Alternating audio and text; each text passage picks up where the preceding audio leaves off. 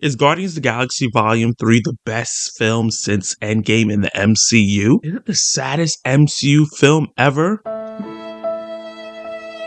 Is it almost perfect? All these questions I'm going to answer and much, much more. I want to break down the good and the bad of James Gunn's final film in MCU, Guardians of the Galaxy Volume 3. Let's start with the good. Still reeling from the loss of Gamora, Peter Quill must rally his team to defend the universe and protect one of their own.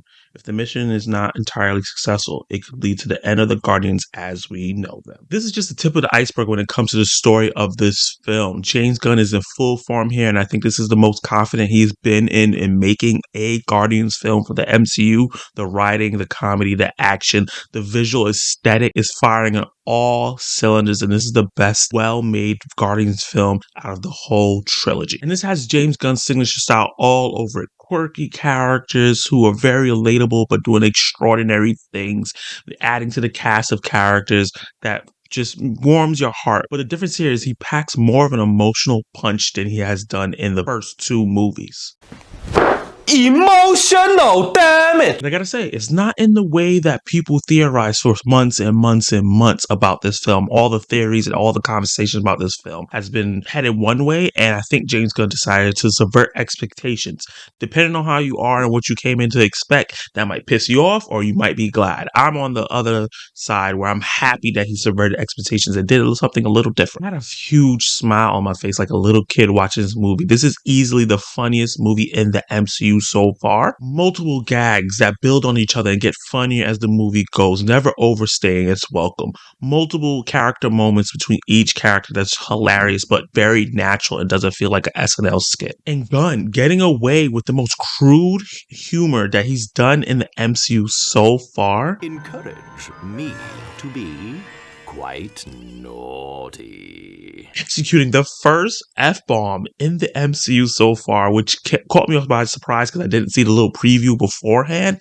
And there's other innuendos and things that the characters say that adults will definitely catch, but little kids who you might bring may not catch on depending on what level of maturity they are. But I gotta say, things are not all jokes and rainbows in this film. This is probably the darkest tale in the MCU so far, with them revealing Rocket's backstory and they're tying it to the main antagonist, the High Evolutionary, played by the fantastic Chudwick Uji. Not sure if I said his name correctly.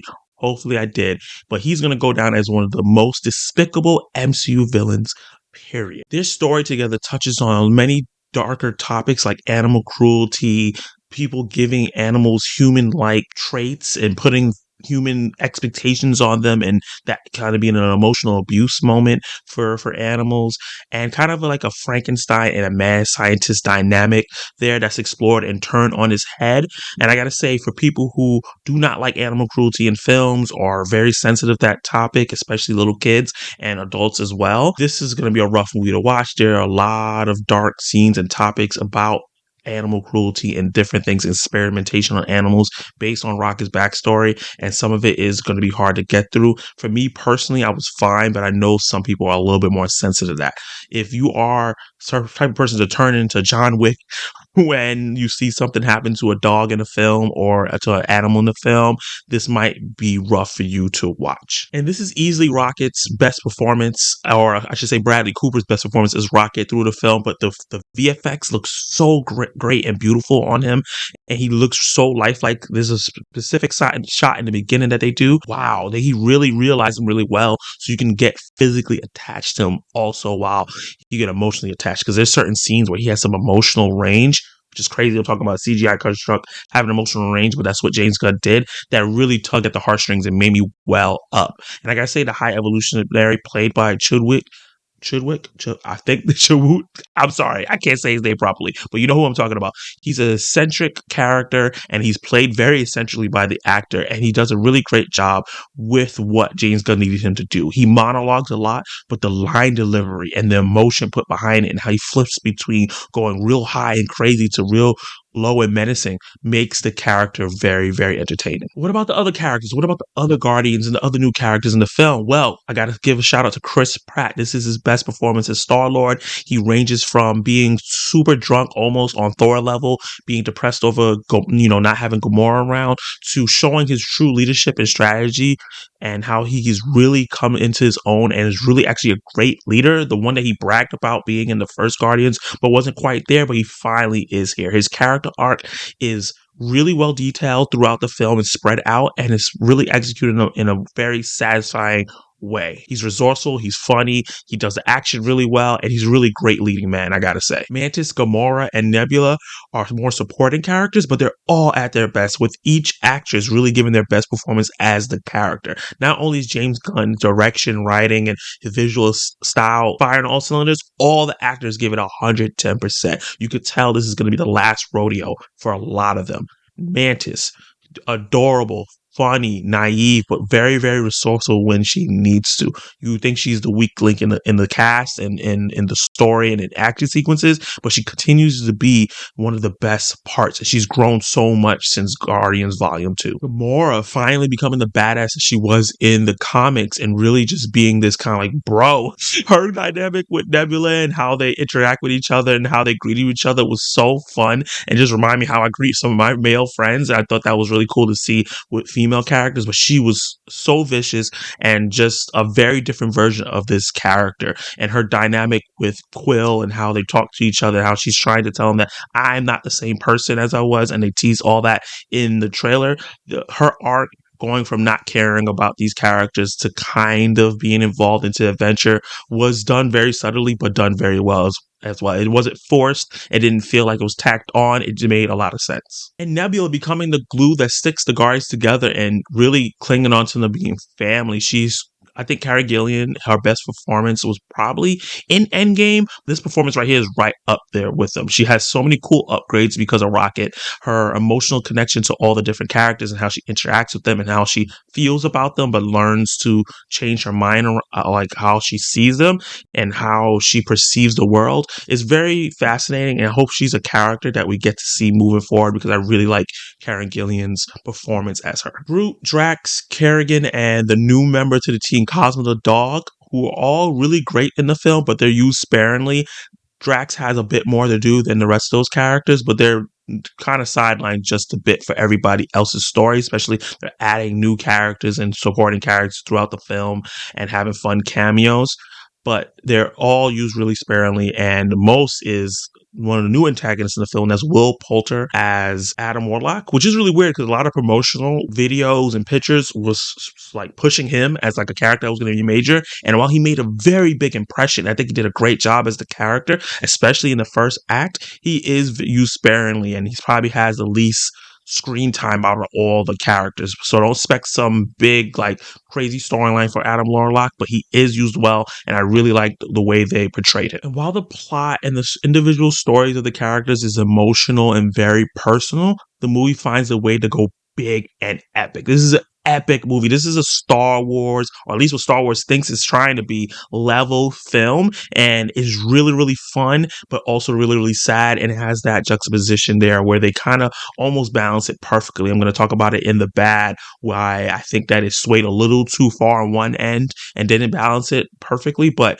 I think that overall the movie is just really, really epic and really, really fun, and has all these character arcs that you can follow through, make sense, and completes in a very satisfying way since it's the end of a lot of these characters' story. And the action, holy crap, is so good. This is some of the best action in the MCU period, and I really, really enjoyed it. This is some of the stuff that was missing from a lot of these Phase 4 films, where I think that the stories were good and some of the character moments were good. The action maybe was just on this level. James Gunn directed the hell out of it, and the way he did this here makes me excited to see what he does with his Superman DC film. Now let's get into the bad. So while I think that this movie almost balanced the comedy and the serious moments well, I think that the comedy moments got a little bit more attention than the serious moments, and it felt like some of the serious moments either got cut just a bit short or were sped through a little bit too much. There was some really like outbursts between characters and arguments that I wish that got fleshed out better, and they kind of got a little couple minutes and then kind of got brushed off and then went to the next thing and went into a comedy bit. Like terrible, it didn't sway too far like a Thor: Love and Thunder did, or even Ant-Man: Quantumania, but it was noticeable for me because this movie is only 2 hours, like 2 hours on the dot, and I feel like it didn't have enough runtime to flesh all that out. And then my second issue with the film, and speaking of fleshing out, is that the fact that the High Evolutionary was a very interesting character and Adam Warlock was a very interesting character, both antagonists but in very different ways. They both had to share that antagonist role and screen time, and we didn't get too much about their backstory, who they are, who, why, what, where, why, and how.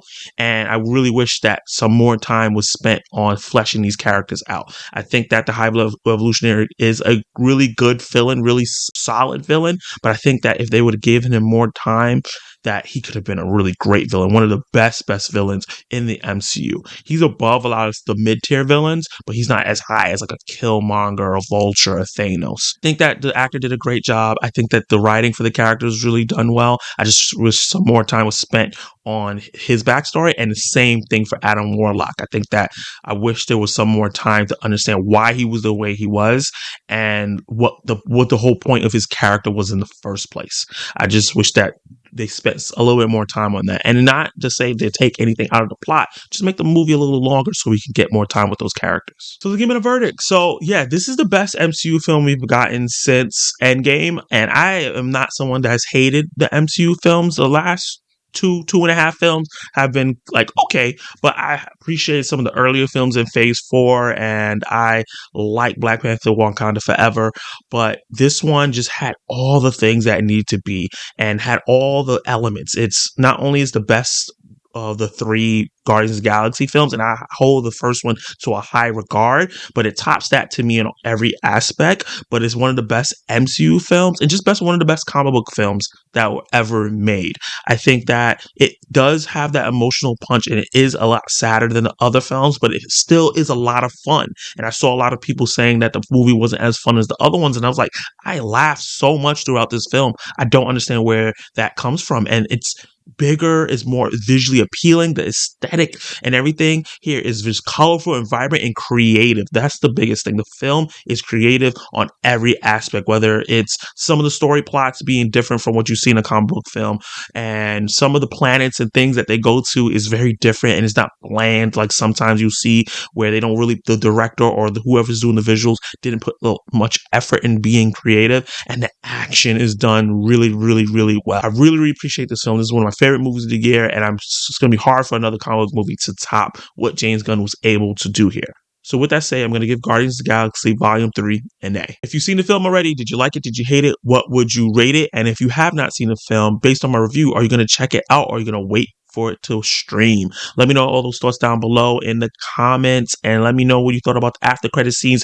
Please tag things as spoilers. We don't want to spoil it for our people since it's a non-spoiler review, and I really want to hear everyone's thoughts. Like the video if you like my review, subscribe to the channel, and hit that notification bell to be notified of my other videos and content that I have coming. Reactions, live discussions, other reviews for movies and some TV shows. And you can watch more of my content right now.